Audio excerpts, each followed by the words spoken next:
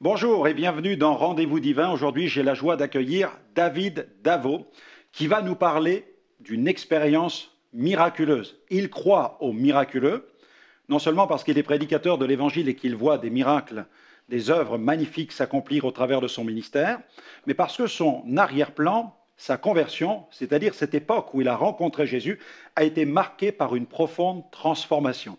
Et je suis sûr que son expérience va vous interpeller. David, bonjour. Salut Franck. C'est une joie pour moi de t'accueillir dans Rendez-vous divin et je crois qu'on est au bon endroit pour parler justement dans ces rendez-vous que nous pouvons avoir avec le Seigneur. Et tu crois au rendez-vous divin?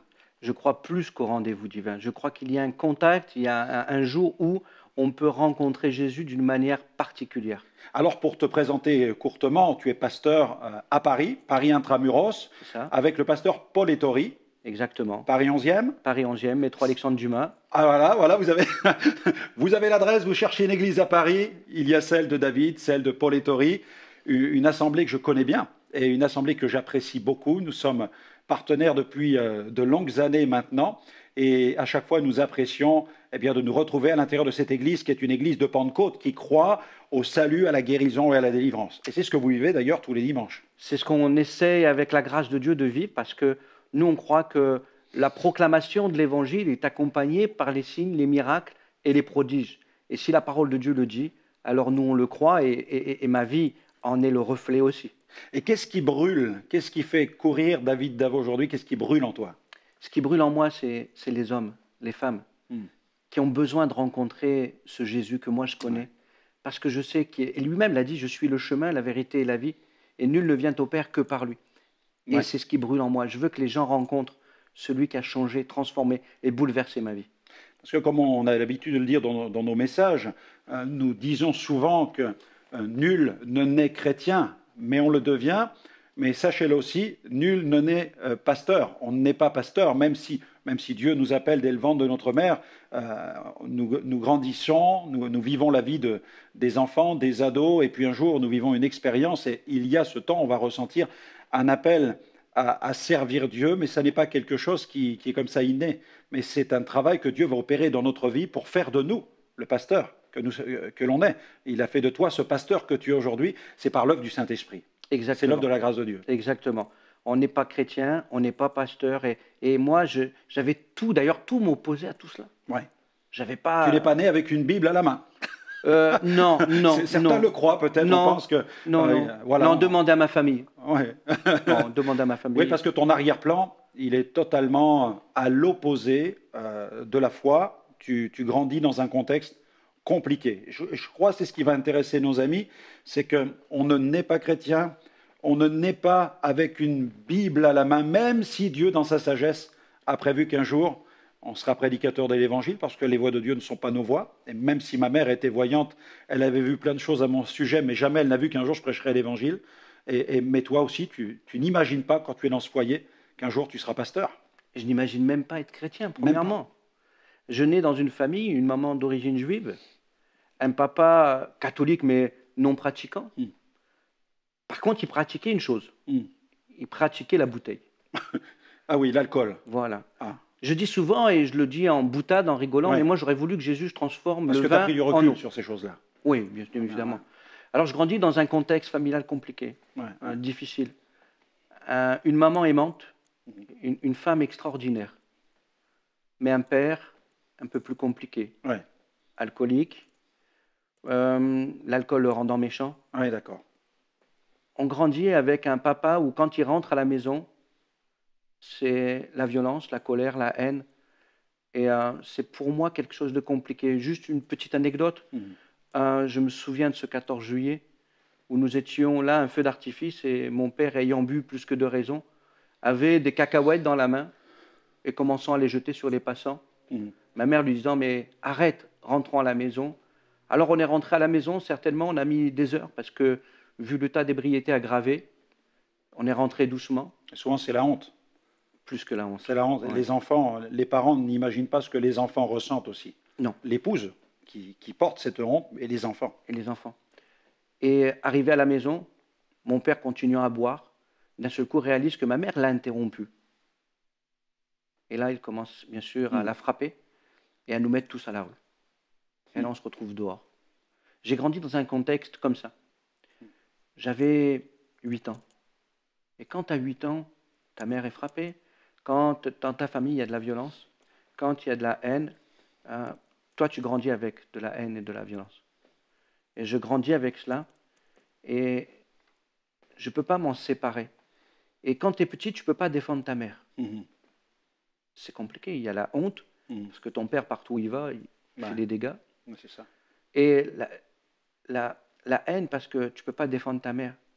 Et c'est vrai que quand on a grandi, avec mes frères, parce que nous sommes 6 garçons, une fille, quand on a grandi, mon père blessait maman par des paroles, mais il ne pouvait plus la frapper, parce que je pense que chacun d'entre nous, on y aurait été gaiement pour le frapper.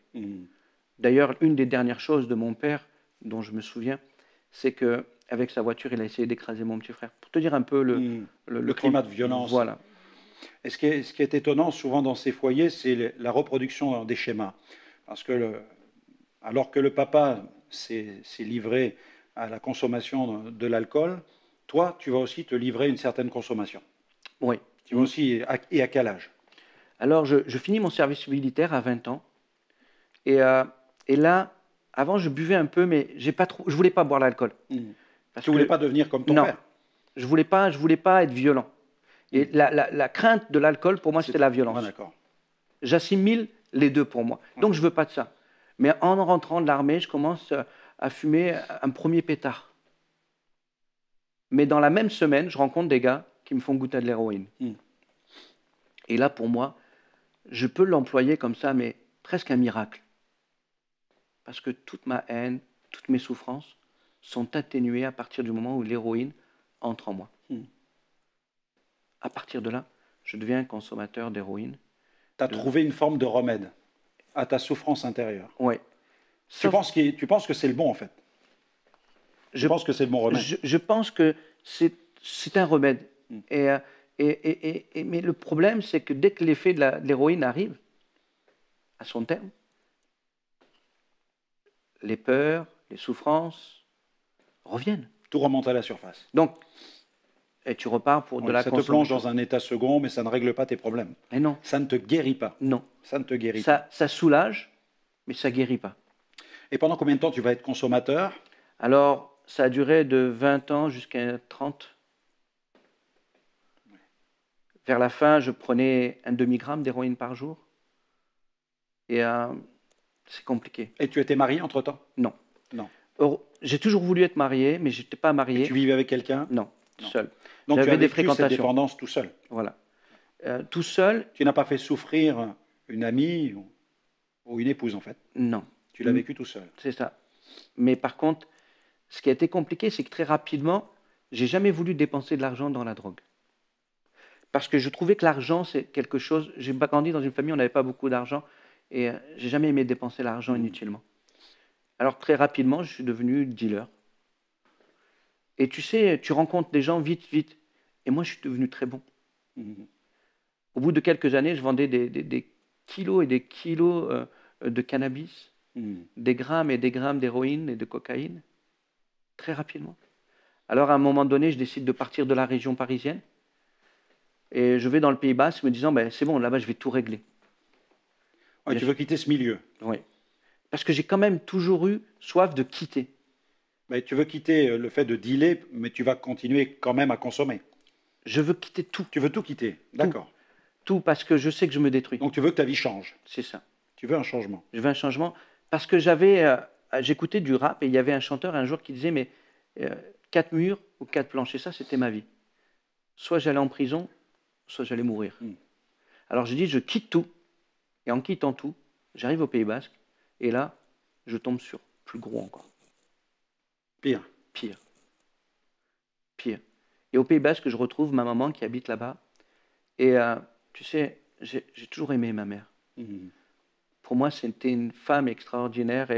Et tu vois, dans l'amour que j'avais pour elle, je l'ai fait vieillir trop vite, quoi. T'as un fils toxicomane, t'imagines? Ouais. Et un jour, par amour pour elle, je vais à l'hôpital. Donc tu décides de faire une cure? C'est ça. Une cure de désintoxication? Exactement. Et là, je pars à l'hôpital. Je vais à l'hôpital. Et je me souviens toute ma vie, je rentre anonyme, on me met dans une salle, premier étage, je me rappelle de tout. Et là, on me donne des cachets je suis KO, je comprends rien. Et tout à coup, un psychologue rentre. Il veut me parler. Mais moi, le gars, je le connais pas. J'ai aucune connaissance de ce gars-là, je ne peux pas lui parler. Alors, il repart tel qu'il est entré. Et au moment où il part, il ferme la porte. J'ai crié, mais aucun son est sorti de ma bouche. C'est comme une prière. Exactement. Tu cries vers Dieu. Voilà. D'accord. J'ai dit, si tu existes. C'est ta première prière, finalement. La première. La première vraie prière. La première. Si tu existes, sors-moi de là. Et là, tu attends une réponse. J'attends qu'il me sorte de là. Puisqu'on m'a dit... Parce que quand j'étais petit, on m'avait parlé un jour de Dieu. Et j'ai dit, j'avais plus que ça. Si tu existes, sors-moi de là. Alors tu cries, tu supplies Dieu, et là, tout change. Non. Non. Qu'est-ce qui se passe? C'est pire. C'est pire. C'est pire, chers amis. C'est pire qu'avant. Alors écoutez bien, il élève une prière vers Dieu. David demande à Dieu de le délivrer, mais tout va se compliquer. Tout devient pire. Et on va entendre la suite dans quelques instants, mais en attendant, on va écouter tout de suite Matt Marvan qui chante Heavenly Father. Il nous parle de notre Père qui est dans le ciel. La prière est montée vers Dieu. Ici-bas, tout va devenir pire, mais Dieu est au contrôle, car tout va changer. On se retrouve tout de suite.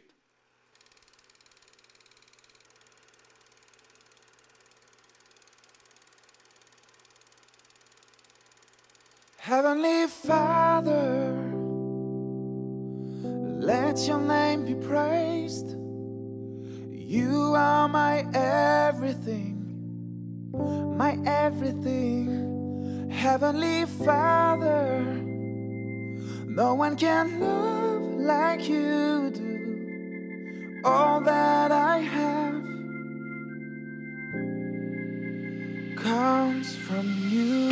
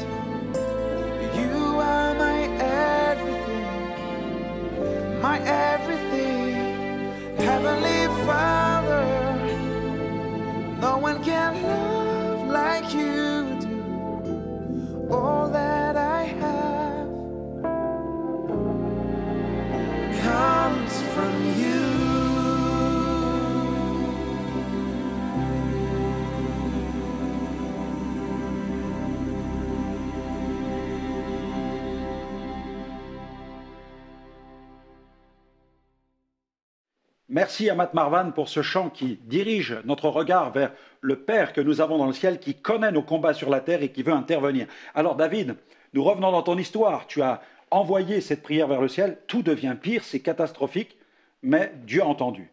C'est ça.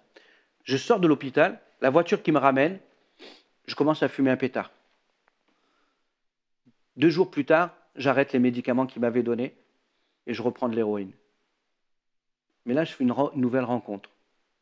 Un gars qui fumait du crack. Il me fait goûter et là, mélange crack, héroïne. Et là, c'est pire. Mais avec le temps, je pense que ce fait-là m'a fait devenir encore plus assoiffé de sortir de là. Le plus tu t'enfonces, le plus tu veux t'en sortir. Ouais. Parce que là, je me coupe de mes amis, je me coupe de tout. Mon seul ami, c'est le crack et l'héroïne. Et puis, il se passe quelque chose. C'est ta maman qui joue un rôle important là. Un jour, je vais voir ma mère. Et elle me dit, il faut que je te présente quelqu'un. Un ami. Alléluia. Bonjour, bonjour. Je m'appelle Michel, moi David. Et il me dit, je suis chrétien. Ma mère rencontre un chrétien. Ce chrétien l'amène à l'église. Elle vit une expérience avec Dieu. Elle donne son cœur à Jésus. Elle me parle de ce Jésus. Elle me parle. Je t'avouerai que moi, j'ai crié à Dieu, je n'ai pas crié à Jésus. Et moi, ce Jésus, au départ, j'en veux pas. Je mets même un frein. Ça a pris 1 an entre mon cri et que ma mère rencontre ce chrétien. Et là, elle m'invite un jour. Elle me dit, David, viens. Viens à l'église, je me fais baptiser. Je n'ai jamais su dire non, ma mère. Je pense que Dieu me connaissait déjà. Hein. Et je vais à l'église, à Biarritz, près de la mer, un super lieu. Mais moi, je rentre dans une église.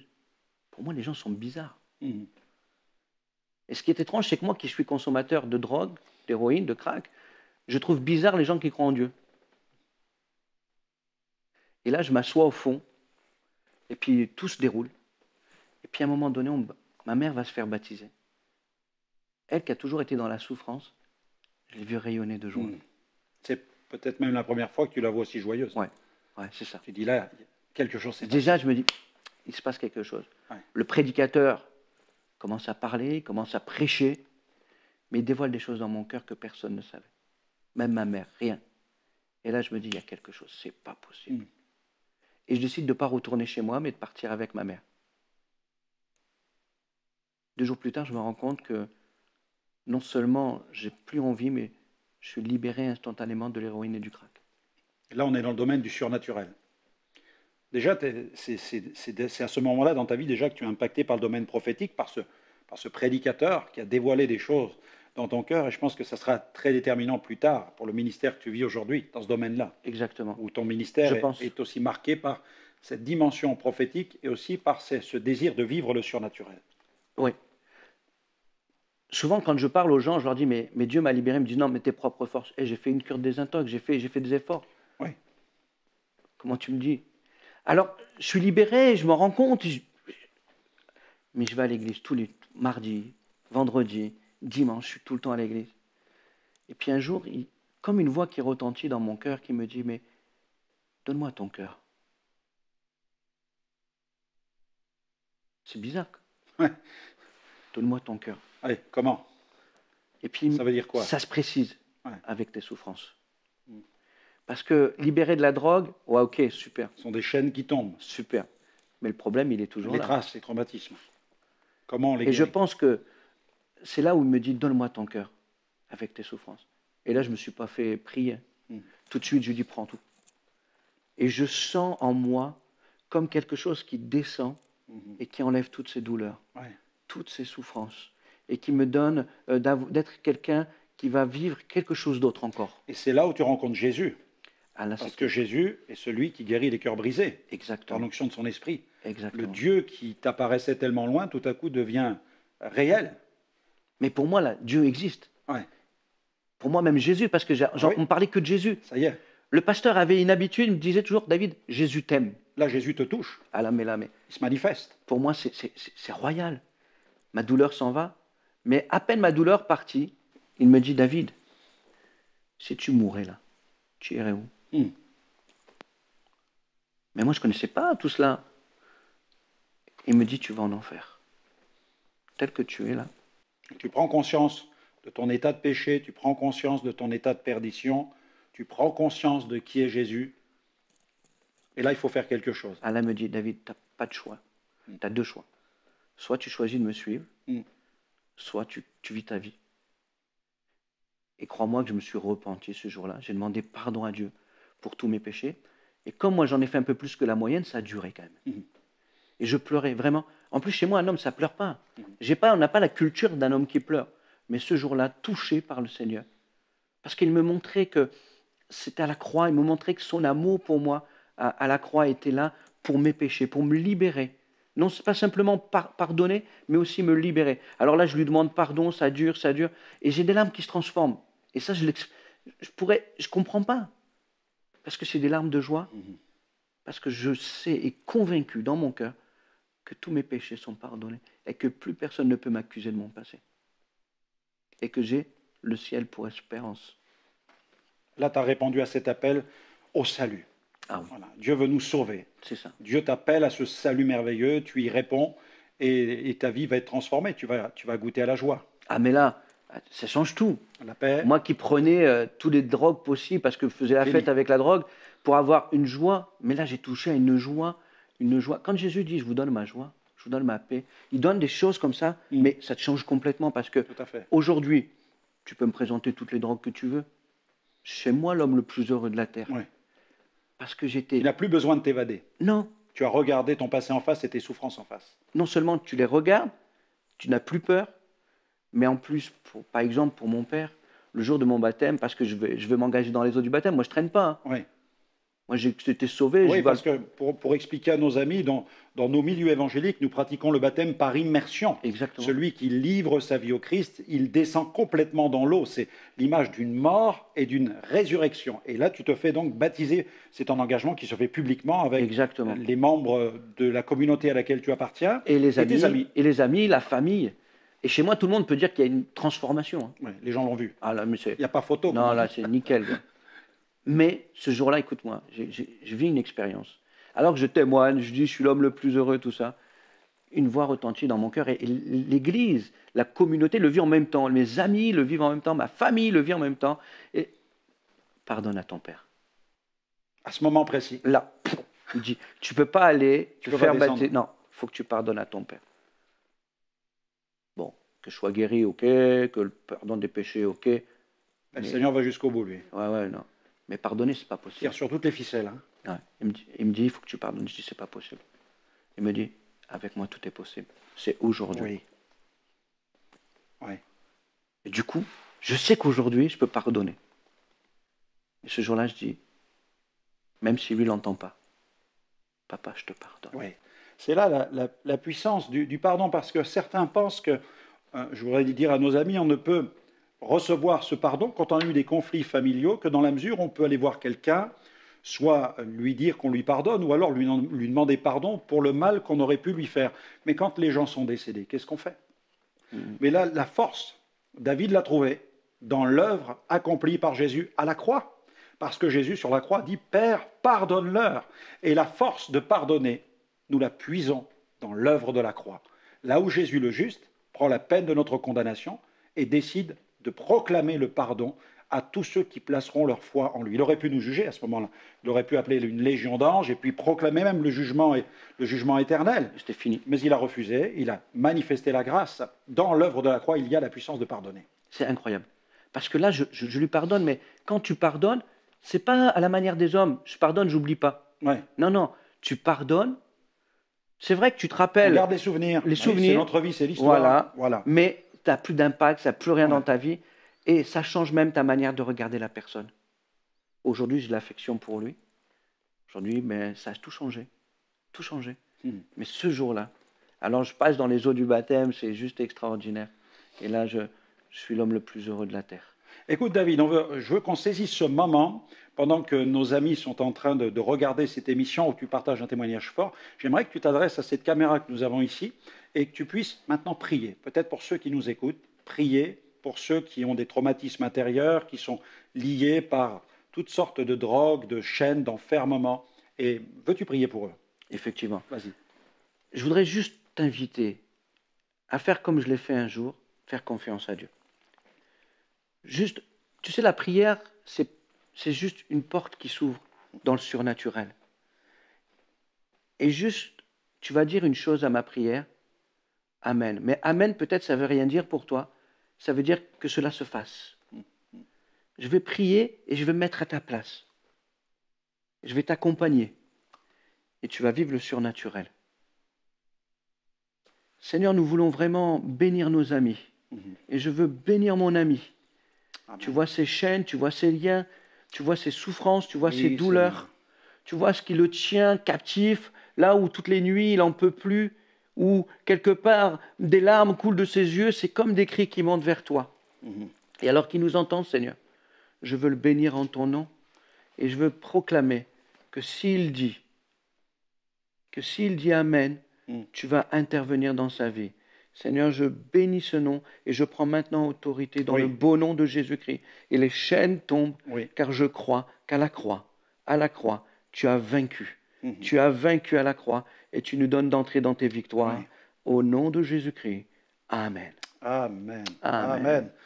Oui, merci David. Je crois que le Seigneur va utiliser ce programme puisque les vidéos circulent sur les réseaux sociaux, sur notre site web. Vous pouvez nous retrouver sur www.gospelvision-international.com, de même que sur plusieurs satellites qui diffusent sur toute l'Afrique. Ce sont des millions de foyers qui sont équipés de paraboles et qui captent aussi ces émissions. On reçoit des messages de gens qui ont été libérés de dépression en écoutant simplement la vidéo Traitement de choc contre la dépression. Donc, allez sur notre site, visitez toutes ces rubriques, ces thématiques et vous allez trouver un grand nombre de ressources pour être secourus dans tous vos besoins, comme nous le dit la parole de Dieu. Et je vais clore peut-être cette émission en te permettant de lire Matthieu 11, 28. Je crois que c'est ton verset favori, Matthieu chapitre 11, verset 28. Écoutez ce verset, retenez-le bien dans votre cœur. Venez à moi, vous tous qui êtes fatigués et chargés, et je vous donnerai du repos. Amen. Il est celui qui donne le repos, et c'est juste à toi de te décharger. Il n'y a rien de compliqué, tu lui donnes et il le prend. Merci David, que Dieu te bénisse et à vous tous, à très bientôt.